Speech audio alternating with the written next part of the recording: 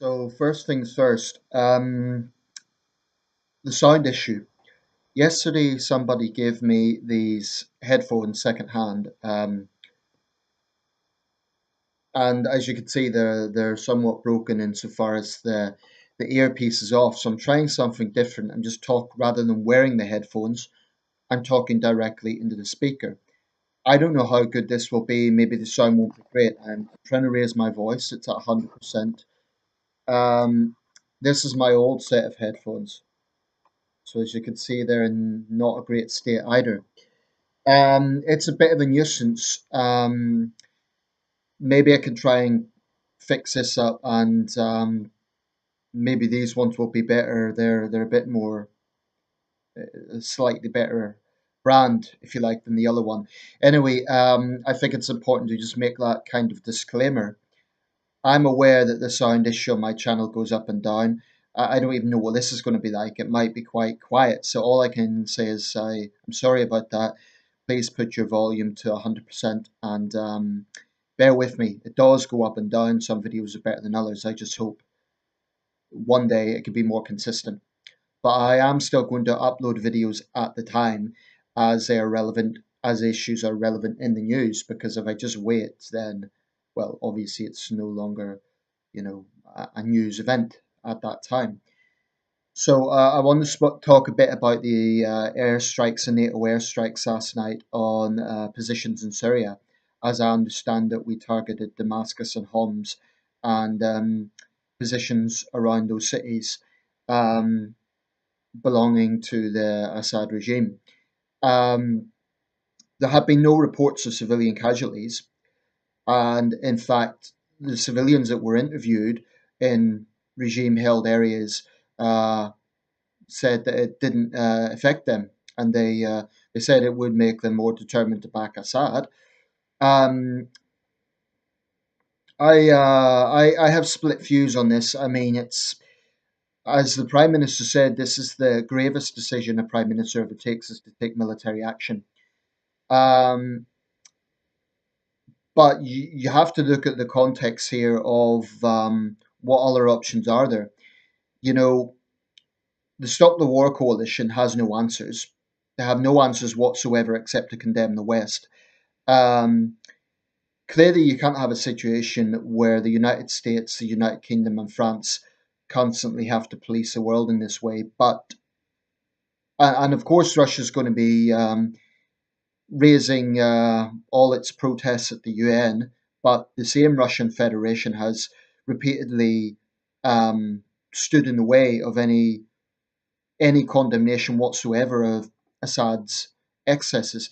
And even if you don't believe that the regime is responsible for this chemical attack, there are enough atrocities at Assad's hands, the use of indiscriminate barrel bombing on civilians, the use of torture, um, to condemn this man to the annals of history. Assad, in my opinion, is a thoroughly evil tyrant. Um, a quick point about the culpability of this attack. And I will say that I'm uneasy about the fact that we've taken military action before the inspectors have been able to do the work. I am uneasy about that. Um, Maybe we should have waited a bit longer. But then again, it's almost impossible to verify things in a war zone, in an active war zone.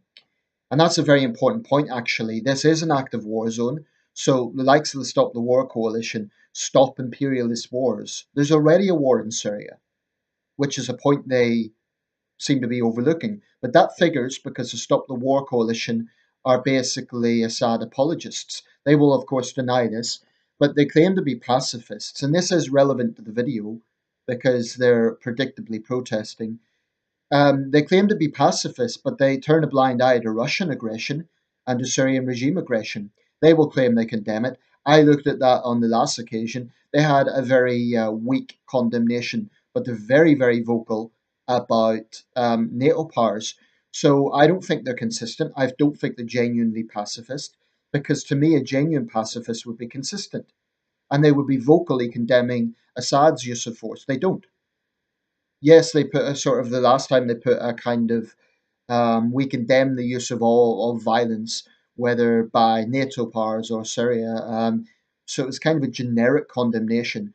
But you just have to look at where the sympathies of this organization lies. This is important because Jeremy Corbyn, for many years, was the chairman of the Stop the War Coalition, and he has forcefully defended the Stop the War Coalition. Now, their protests are pretty small. Certainly, this is not comparable to the events of 15 years ago, because I do believe there are differences. That was a full ground invasion, and I still believe that was a deeply, deeply flawed decision because we did not look at post war consequences. Also, we, let's face it, started that war. In this situation, Assad started the conflict.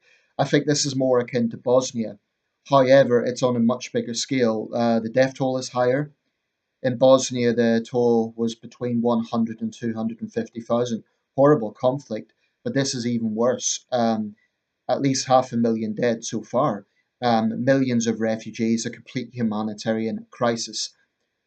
But the situation is very, very volatile because those who are saying that we're looking at World War III, I'll come back to that in a minute, but without question, there is a mini World War going on in Syria right now. Almost all the major powers involved, except China and Japan and India, um, and Canada, but certainly Britain, France, the United States, Russia, Turkey, Iran, Saudi Arabia. All these powers have an interest in the region.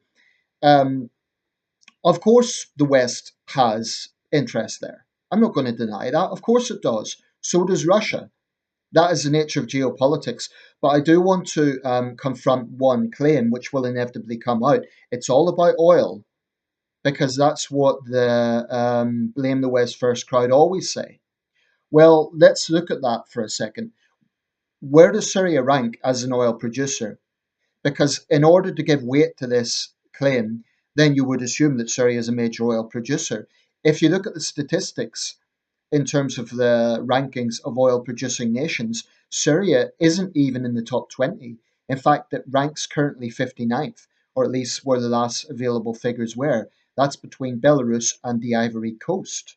The United Kingdom ranks higher, we're 20th.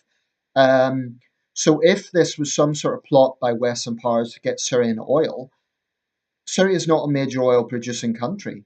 So I think that theory is very unlikely. Iraq, that was more plausible. But with Syria, no, it's not a major oil producing country. Um, Now, in terms of the strikes, I accept that they may not make a huge amount of difference, but you simply cannot have a situation where a murderous regime carries out a chemical attack on civilians.